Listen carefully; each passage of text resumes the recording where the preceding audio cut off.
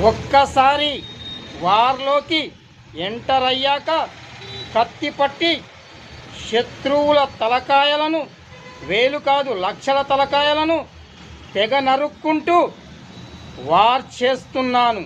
కానీ ఒక్క కత్తి శత్రువు నా గుండెల్లో దూశాడు. నా గుండెల్లోంచి రక్తం ఏరులై పారుతుంది. కానీ నేను నా భరతమాత కొరకు ఒక ధైర్యం అనే ఆయుధంతో ముందుకు దూసుకుంటూ వెళ్తున్నాను. వార్లో విజయం నాదే.